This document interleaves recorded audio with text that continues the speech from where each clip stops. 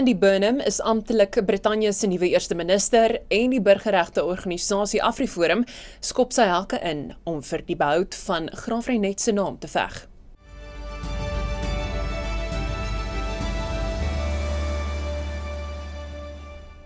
Goeiemiddag, my naam is Carla Burg en dis tyd vir Pretoria FM se visuele nuusbulletin in Afrikaans.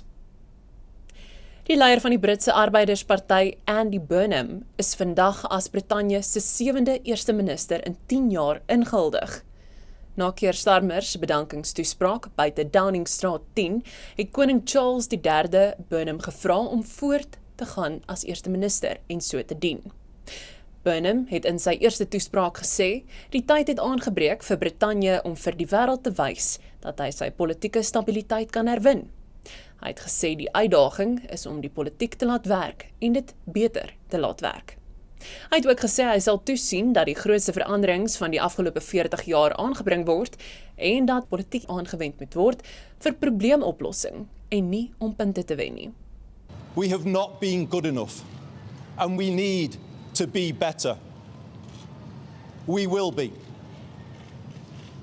We will make this moment a circuit breaker for Britain, bringing forward the biggest changes in the last 40 years. A new political model and a new economic model.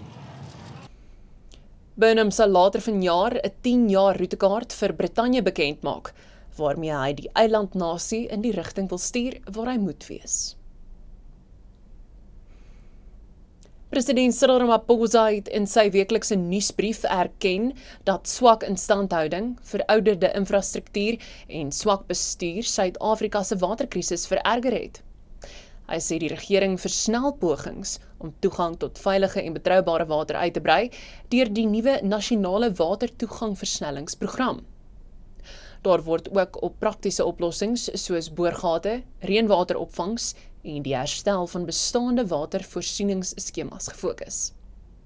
Die regering het R156 miljard oor die volgende 3 jaar vir water- en sanitasie-infrastruktuur bewillig en sê munisipaliteite wat versuim om waterdienste behoorlik te bestuur, sal aanspreeklik gehou word. Die DA het vandag sy nuwe wetsontwerp op pensioenbeskerming by die parlement ingedien om politieke inmenging by die openbare beleggingskorporasie, die OBK, te beëindig. Die wetsontwerp vereis dat 'n onpartydige keurpaneel voor die tyd die OBK-direkteure op grond van verdienste en vaardighede sal benoem, eerder as politici.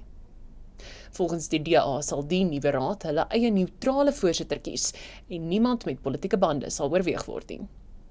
Die party benadruk dat amptenare se pensioengeld beskerm moet word en teen die jarelange skandale wat die staatsdiens al reeds miljarde rande gekos het. Die verhoor van die 62 vermeende aanhitsers van die onluste in Julie 2021 is vroeër vandag in die Hooggeregshof in Durban uitgestel, sodat van die beskuldigdes om regshulp aansoek kan doen, nadat hulle regsverteenwoordigers onttrek het. Hulle staan tereg op verskeie aanklagte insluitend aanhitsing tot openbare geweld, terrorisme en sameswering om moord te pleeg. Die aanvang van die verhoor is vroeër vertraag, ook oor die regsverteenwoordiging van 3 van die beskuldigdes. Die onluste het uitgebreek nadat ou president Jacob Zuma begin het om 15 maande se gevangenisstraf uit te dien. Meer as 350 mense is dood en die ekonomiese skade het sowat R50 miljard beloop. Die DA het ingevolge die wet op die bevordering van toegang tot inligting aansoek gedoen om die tussentydse verslag oor operasie Floreer van die polisie en weermag te bekom. Die party sê die publiek het die reg om te weet of die operasie, wat na beraming R823 miljoen oor 13 maande kos, werklik bendegeweld en georganiseerde misdaad bekamp.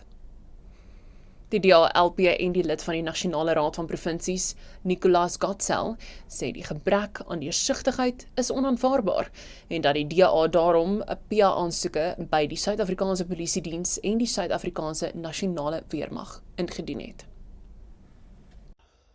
Daar word gereeld gekommunikeer oor die suksesse van operasie Floreer, maar in die afgelope week is 10 kinders doodgeskiet en meer as 15 kinders gewond in benteverwante geweld hier op die Kaapse vlakte in die Wes-Kaap.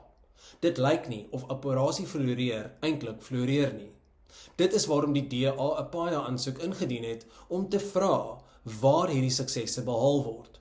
Want totdat ons weet presies wat gebeur met die arrestasies, of dit hof toe gaan, of daar skuldigbevindings gaan wees, en of die netwerke eintlik afgebreek word, kan ons nie sê dat Operasie floreer nie. Die SAPD en die SANW het nou 30 dae om op die PAIA-aansoek te reageer. En die minister van Sport, Kuns en Kultuur, Gayton McKenzie, is weer onder verdenking oor politieke aanstellings. Opposisiepartye beweer hy het verskeie lede van die PA aangestel op die paneel wat begunstigd is vir die Mzansi Golden Economy toekenningsprogram gaan kies. Die ANC, EFF en DA sê die proses was nie deursigtig nie en eis dat die aanstellings ondersoek moet word. McKenzie se departement voer aan dat dieselfde aanstellingsproses ook deur vorige ministers gevolg is, terwyl die PA die beweringe van politieke bevoordeling ontken. Die burgerregte organisasie AfriForum sê hy is gereed vir 'n hofstryd teen die naamsverandering van Graafrenet na Robert Sobukwe-dorp, nadat die minister van Sport, Kuns en Kultuur en die Suid-Afrikaanse Geografiese Nameraad aangedui het dat hulle die saak gaan teenstaan. AfriForum voer aan die naamsverandering is in stryd met die Oos-Kaapse beleid oor die historiese plekname en dat die meerderheid van die inwoners in Graafrenet daarteen gekant is. Die organisasie sê die proses was ongrondwetlik en waarsku dat die verandering die dorp se kultuurerfenis, toerisme en plaaslike ekonomie kan benadeel. AfriForum is gereed om die naamsverandering van Graafrenet in die hof teen te staan. Toe die minister in Februarie vanjaar aangekondig het dat Graafrenet se naam gaan verander, het ons besware daarteen met hom gedeel met 'n prokureursbrief, maar hy het nie daarop gereageer nie. Daarna het ons toe nou vir regsaksie begin voorberei en in Mei maand het ons ook die aansoek by die hof ingedien om dan nou die naamsverandering teen te staan. Die afgelope week het die regspan van die Departement van Sport, Kuns en Kultuur aangedui dat hulle hierdie aansoek gaan teenstaan en ons sien dus uit daarna om die regte van die inwoners van Graafrenet in die hof te gaan verdedig en dan ook hierdie besondere kultuurhistoriese bate te red vir die nageslag. Dis al van my Karla Burg vir vanaand, ons maak môre weer so, geseënde aand verder.